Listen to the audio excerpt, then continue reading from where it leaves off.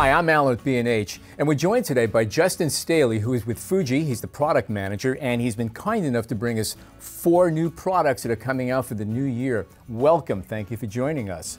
I think the #1 product everyone's going to be interested in is the replacement for the X-Pro1, and that's the X-Pro2.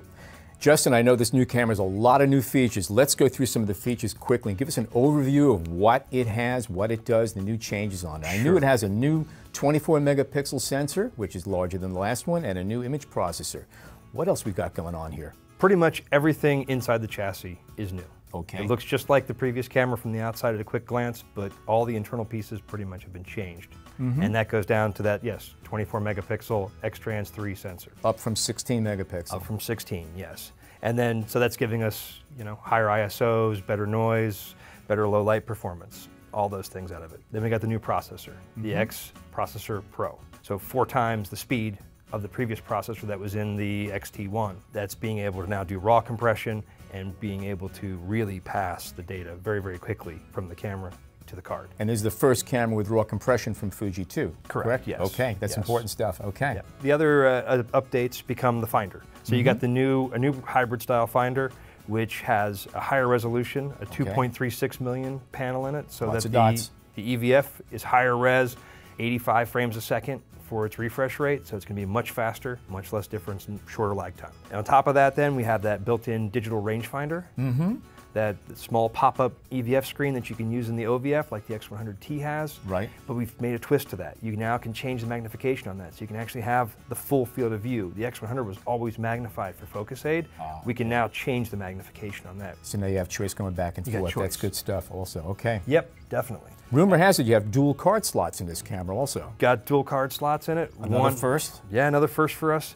One's a UHS-2 and one's a UHS-1. So one's a high-speed card, one's a standard card. Cool. New rear display, a 1.62 million dot rear display on it. We also have magnesium alloy chassis we have in all of our cameras. And it's water and dust resistant? Yep, this is water and dust resistant. Matte black finish, so trying to keep that professional look, that low vis, non-reflective look. The new film simulation. We now have Acros. Okay. So we have Acros film simulation for that smooth portrait type, black and white, low speed, with also the filters added. So we got the red, yellow, green type filters that we can add into that also. Cool.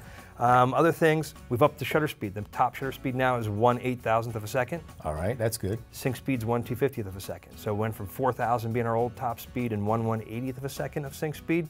Now we've upped that up to 2/50th and 1/8,000th of a second.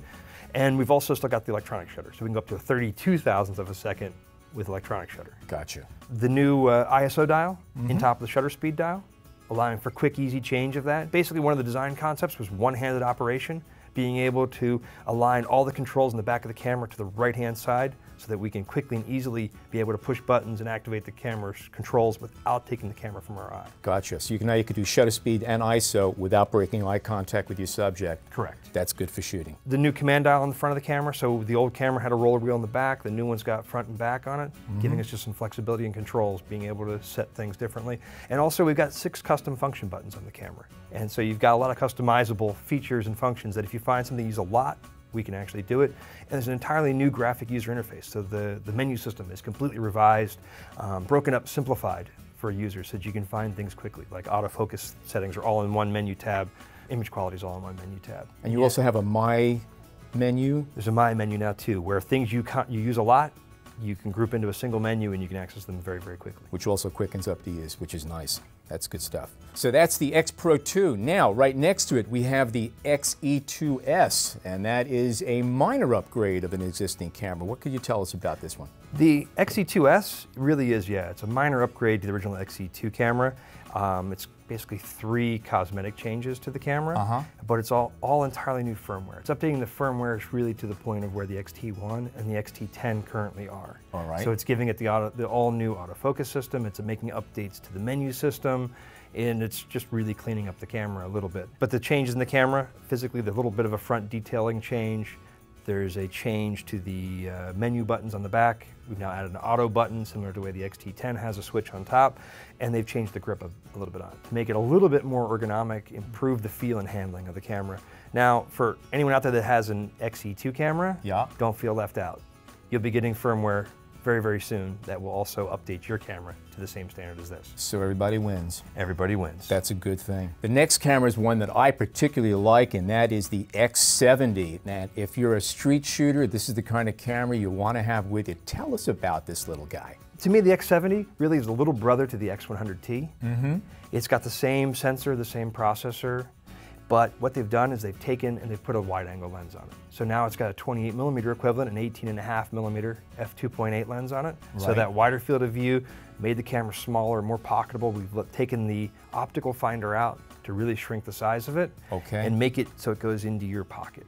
It adds a couple other new features. It's our first camera with a touchscreen. So we can actually, touch focus. If you want to move your focus point around, you can be very quick with that. It also has touch shooting.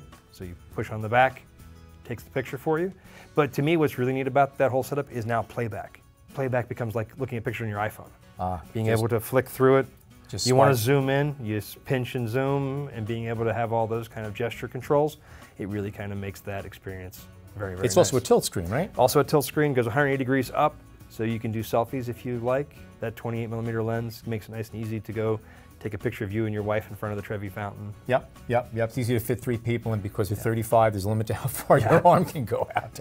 And they've updated the firmware in this. So this has the new current autofocus system, so it's going to match the X-T10 in performance. Also got some cool accessories coming for it. Yeah. We've got a wide conversion lens coming for it that'll actually convert it out to a 21mm equivalent.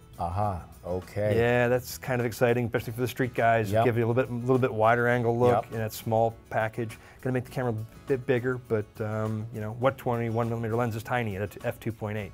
Also going to have an optical finder available for it. It has frame lines in it for both the 21 and the 28mm. So if you are a street shooter and you don't want to be looking at the screen on the back, give you another option there. Another real camera feel to it. I like that. That's really, really good stuff. Nice. And again, for street shooting, that's a perfect little camera in your pocket and you're good to go.